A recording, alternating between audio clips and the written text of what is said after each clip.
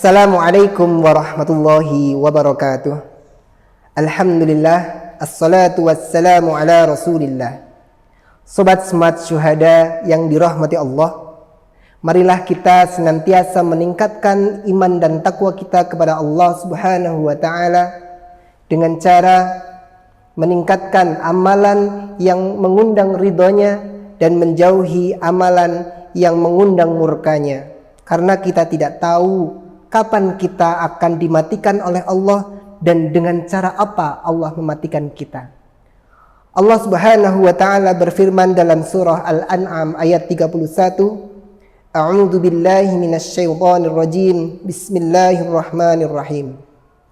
Qad khasira alladziina kadzdzabu bi liqa'illah hatta idza ja'atuhumus sa'atu bahtah qalu ya hasratana 'ala ma farradna fiha wa hum yahmiluna awzarahum 'ala zuhurihim ala sa'a ma yazirun, yang artinya sungguh telah rugilah orang-orang yang telah mendustakan pertemuan mereka dengan Allah, hingga jika kiamat datang kepada mereka dengan tiba-tiba, mereka berkata, alangkah besarnya penyesalan kami karena kelalaian kami tentang kiamat itu, sambil mereka memikul dosa-dosa di atas punggungnya. Ingatlah, amatlah buruk apa yang mereka pikul itu.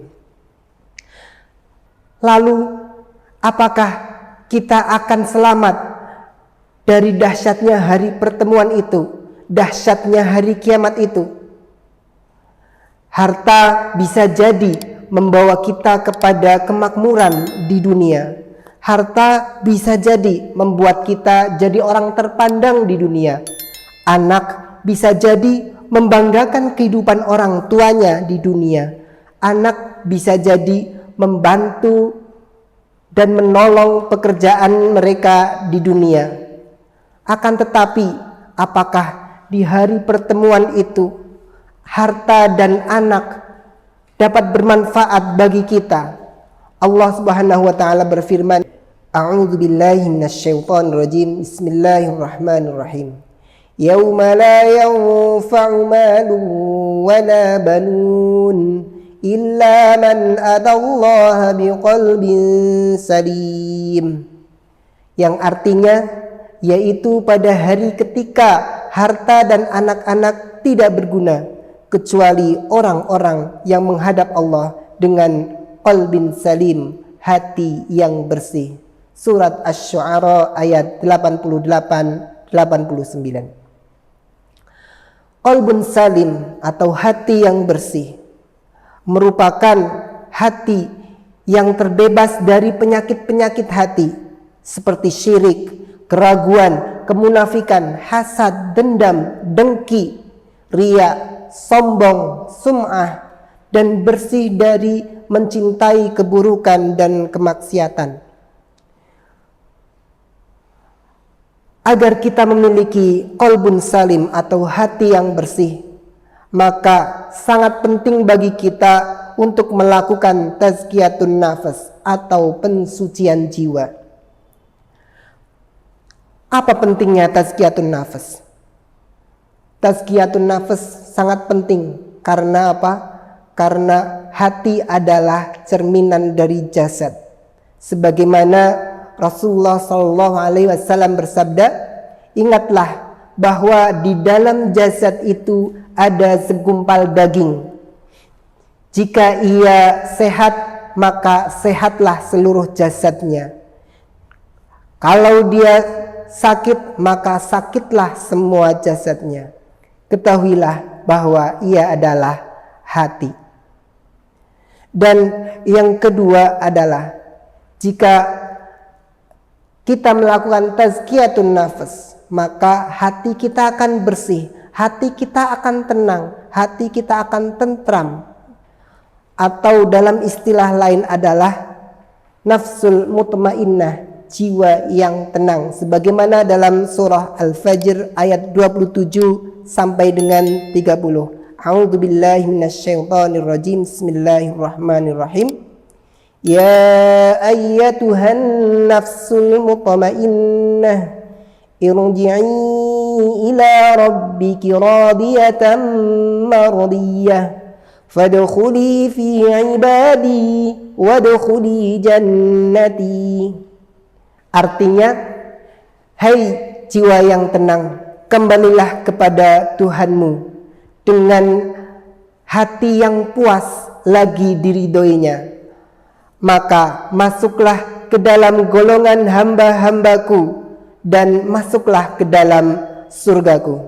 Surah Al-Fajr ayat 27 sampai 30. Saking pentingnya tazkiyatun nafas atau pensucian jiwa, Nabi Ibrahim alaihi salatu wassalam pernah berdoa kepada Allah yang didokumentasikan di dalam Al-Quran, yang artinya, ya Tuhan kami, utuslah untuk mereka seorang rasul dari kalangan mereka yang akan membacakan kepada mereka ayat-ayat Engkau dan mengajarkan kepada mereka Alkitab dan Al-Hikmah, serta mensucikan mereka. Sesungguhnya Engkaulah yang Maha Kuasa lagi Maha Bijaksana.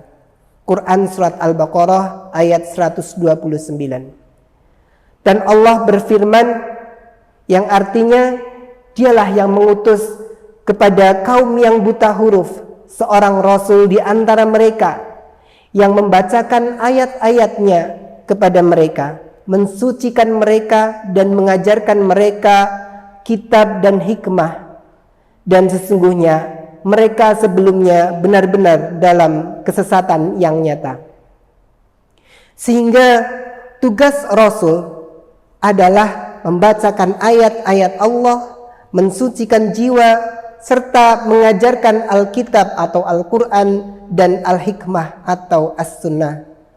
Lalu bagaimana cara mensucikan jiwa? Mensucikan jiwa dapat kita lakukan dengan cara membersihkan jiwa kita dari kotoran kekafiran, dari kekotoran dosa-dosa dan akhlak yang buruk. Ada pendapat lain, yaitu menjadikan hati kita memiliki hati yang bersih dengan keimanan. Orang yang jiwanya kotor pastinya akan memandang sesuatu sebagaimana memandang dari cermin atau kaca yang kotor, sehingga memandang sesuatu menjadi buruk. Kebaikan dilihat menjadi keburukan, yang hak menjadi batil, yang batil menjadi hak, yang haram menjadi halal, dan seterusnya. Akan tetapi hati yang bersih akan memandang sesuatu sebagaimana semestinya. Halal dipandang halal, haram dipandang haram, hak dipandang hak, batil dipandang batil. Itulah ciri kita memiliki hati yang bersih. Sungguh beruntunglah orang-orang yang mensucikan jiwa, atau orang-orang yang telah memiliki qalbun salim. Lalu bagaimana cara tazkiyatun nafs atau mensucikan jiwa? Caranya adalah dengan senantiasa memasukkan pembersih jiwa. Pembersih jiwanya adalah dengan senantiasa mengingat asma-asma Allah dan sifat-sifatnya atau asmaul husna, serta membacakan ayat-ayat Allah dan juga memahami dari sunnah-sunnah Rasulullah SAW, sehingga kita akan mengetahui keimanan yang semestinya, ketakwaan yang semestinya, dan amalan-amalan yang semestinya, sehingga kita tidak ada keraguan di dalamnya, sehingga senantiasa kita dalam keimanan. Itulah jiwa yang bersih.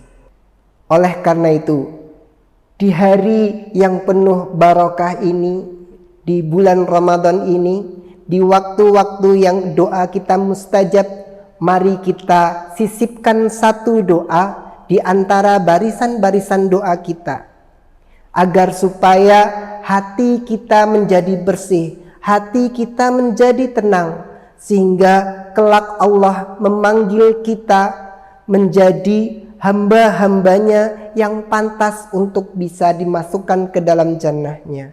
Sebagaimana doa yang dicontohkan oleh Rasulullah SAW, ya muqallibal qulub, tsabbit qalbi ala dinik, yang artinya, wahai zat yang maha membolak-balikan hati,